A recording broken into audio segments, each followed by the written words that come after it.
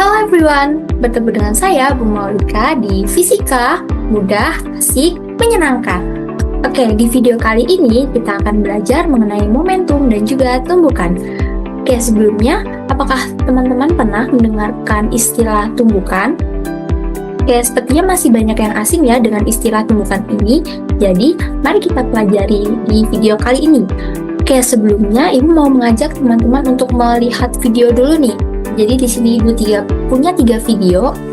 Oke, kita ke video yang pertama. Jadi di sini ada 2 benda dengan massa yang sama, itu bergerak berlawanan arah seperti itu.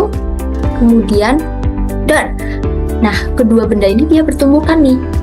Nah, kira-kira nih, menurut teman-teman, setelah tumbukan, mengapa bola-bola tersebut itu terlihat memantul kembali dengan kecepatan yang hampir sama seperti sebelum tumbukan? Nah, kira-kira jawaban teman-teman apa nih? Oke, kita keep dulu ya. Kita move ke video selanjutnya. Oke, untuk video selanjutnya, ya hampir sama seperti video sebelumnya, tapi perhatikan. Nah, apa perbedaan video berikut dengan video sebelumnya? Oke, betul sekali. Jadi setelah tumbukan, kecepatan bendanya itu dia ternyata lebih lambat ya daripada sebelumnya. Nah, menurut teman-teman, mengapa setelah bertumbukan bendanya ini tidak memantul secepat sebelumnya? Jika sebagian energinya itu hilang, menurut teman-teman, energi itu berubah menjadi apa ya? Oke, kita keep dulu jawabannya. Kita move ke video terakhir. Oke, hampir sama. Di sini ada 2 buah benda dengan massa yang berbeda ini ya.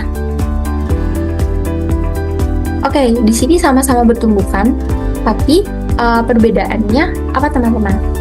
Betul sekali. Jadi, setelah bertumbukan, kedua bendanya ini dia menempel gitu ya. Jadi, mengapa setelah bertumbukan ini kedua benda dapat menempel dan bergerak bersama? Nah, kira-kira menurut teman-teman bagaimana ini?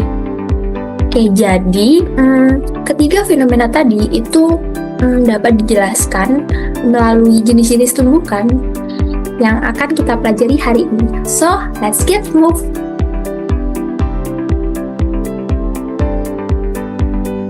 Oke, sebelumnya kita pernah belajar tentang momentum, betul? Oke, jadi apa itu momentum? Momentum adalah ukuran kesukaran untuk menghentikan benda yang sedang bergerak, di mana momentum ini dirumuskan dengan massa dikalikan dengan kecepatan, atau P kecil sama dengan M dikalikan dengan V. Oke, kemudian yang kedua itu ada hukum kekekalan momentum, di mana hukum ini itu berbunyi, jika tidak ada gaya luar yang bekerja pada sistem, maka momentum total sistem sebelum dan juga sesudah interaksi adalah sama. Jadi momentum setelah tumbukan dan setelah tumbukan itu dia sama. Nah, prinsip ini itu berlaku untuk benda yang bergerak. Selain itu, prinsip ini juga berkaitan dengan hukum ketiga Newton yang menyatakan bahwa untuk setiap aksi itu ada reaksi yang sama besar dan juga arahnya itu berlawanan.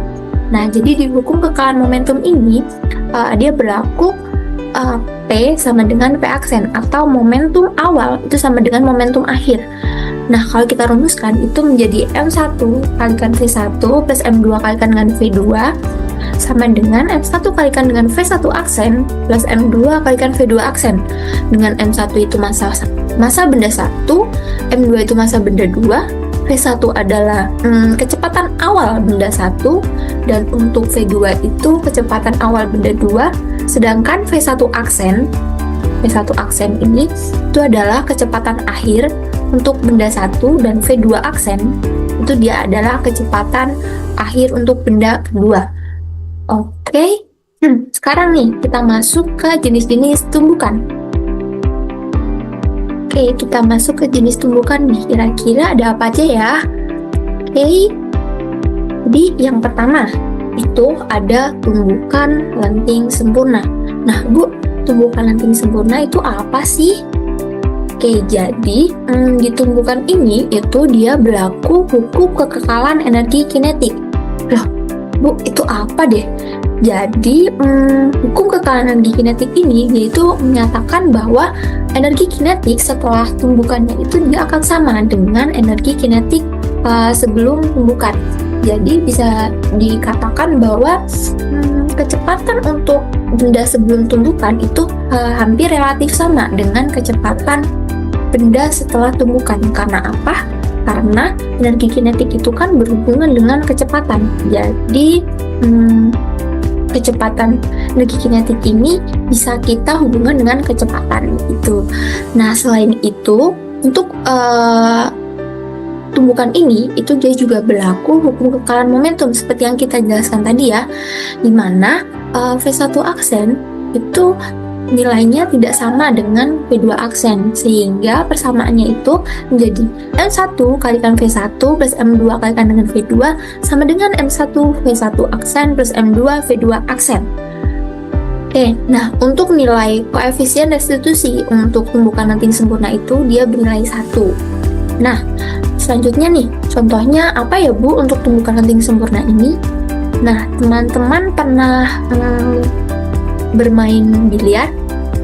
Nah, contohnya itu adalah ketika teman-teman memukul bola biliar, kemudian bolanya itu saling bertumbukan. Nah, itu contoh untuk tumbukan lenting sempurna. Jadi ketika ada bola biliar, dia datang seperti ini, dia dipukul mengenai bola biliar yang diam. Kemudian dia akan memantul berlawanan arah, begitu kan? Nah, jadi ciri-cirinya untuk tumbukan lenting sempurna ini, dia posisi bendanya itu setelah bertumbukan dia akan berpisah, jadi tidak menyatu seperti itu. Oke, next untuk tumbukan lenting sebagian. Oke, berbeda dari sebelumnya, di tumbukan lenting sebagian ini dia tidak berlaku hukum kekalan energi kinetik. Jadi sebagian energi kinetiknya itu dia hilang, atau energi kinetik setelah tumbukan itu dia lebih kecil daripada energi kinetik sebelum tumbukan. Jadi energi kinetik sebelum lebih kecil daripada energi kinetik setelah lebih kecil daripada sebelum. Itu ditandai dengan kecepatan benda setelah tumbukan itu dia akan relatif lebih lambat daripada sebelum tumbukan gitu. Untuk tumbukan ini juga berlaku hukum kekalan momentum seperti yang sebelumnya, di mana nilai V1 aksen itu tidak sama dengan V2 aksen dan dirumuskan seperti ini, sama ya seperti yang sebelumnya. Nah, bedanya untuk nilai koefisien restitusinya untuk tumbukan lenting sebagian ini itu dia bernilai di antara 0 sampai dengan 1. Jadi itu tidak 0, tidak 1, melainkan di antaranya teman-teman. Nah, sekarang nih ke contohnya. Contohnya apa Bu? Oke, jadi teman-teman pernah bermain bola tenis? Ya, bola tenis itu kalau teman-teman lemparkan ke pantai, dia kan akan memantul. Kecepatannya itu kan dia akan berbeda. Dia cenderung lebih lambat daripada saat kita pantulkan. Itu teman-teman contohnya. Untuk yang terakhir nih, udah terakhir aja nih. Jadi untuk yang terakhir itu ada namanya tumbukan tidak lenting. Nah, tumbukan tidak lenting ini dia tidak berlaku hukum kekalan energi kinetik sama seperti yang tadi, dimana energi kinetiknya itu berkurangnya itu terlalu banyak. Jadi sebagian itu dia akan berubah bentuk menjadi energi panas atau energi yang lain. Di sini juga berlaku hukum kekalan momentum, tapi kayak ada tapinya nih. Di tumbukan tidak lenting ini nilai V1 aksen dan V2 aksen itu dia sama. Nah, kalau yang tadi itu kan berbeda nih. Nah, sedangkan kalau di sini itu dia sama, atau bisa kita simbolkan dengan V aksen aja. Sehingga persamaannya itu menjadi M1 V1 plus M2 V2 sama dengan M1 plus M2 dikalikan dengan V aksen. Gitu ya teman-teman. Oke, untuk nilai E-nya itu sama dengan 0. Dan untuk contohnya itu ketika teman-teman menembakkan peluru ke balok, itu kan nanti pelurunya menancap di balok ya.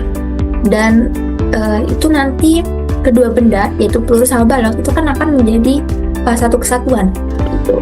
Jadi ciri-ciri untuk tumbukan tidak lenting ini dia kedua benda setelah bertumbukan itu dia akan bergerak menjadi satu kesatuan, seolah menjadi satu kesatuan benda dengan kecepatannya itu sama. Jadi setelah bertumbukan jadi bendanya bergerak bersamaan gitu. Seperti itu teman-teman. Oke, kita recall lagi untuk video di awal tadi ya. Jadi untuk video yang pertama itu kira-kira dia adalah tumbukan, ya betul sekali, tumbukan lenting sempurna. Karena apa? Karena posisi bendanya itu sebelum tumbukan itu dia berpisah, dan juga kecepatan awal dan kecepatan akhir itu dia relatif sama ya. Sedangkan untuk video yang kedua berarti apa? Yap, betul sekali. Itu adalah tumbukan lenting sebagian, di mana kecepatan benda setelah tumbukan itu dia relatif lebih kecil daripada sebelum tumbukan, dikarenakan ada energi kinetik yang hilang, itu ya. Dan untuk yang terakhir berarti adalah yap, betul sekali, tumbukan tidak lenting, di mana posisi benda setelah bertumbukan dia itu akan menempel dan bergerak menjadi satu kesatuan sama, dan juga memiliki kecepatan akhir yang sama. Itu teman-teman. Dan di sini Ibu kasih tabel untuk perbedaan ketiga jenis tumbukan tadi. Bisa dibaca lagi, bisa dibuat belajar lagi ya teman-teman. Kalau misalnya masih ada yang ditanyakan atau masih ada yang bingung, bisa dituliskan di kolom komentar, nanti Ibu jawab. Oke, mungkin sekian dulu video kita kali ini. See you di next video. Thank you for your kind of attention. Have a nice day semuanya. See you.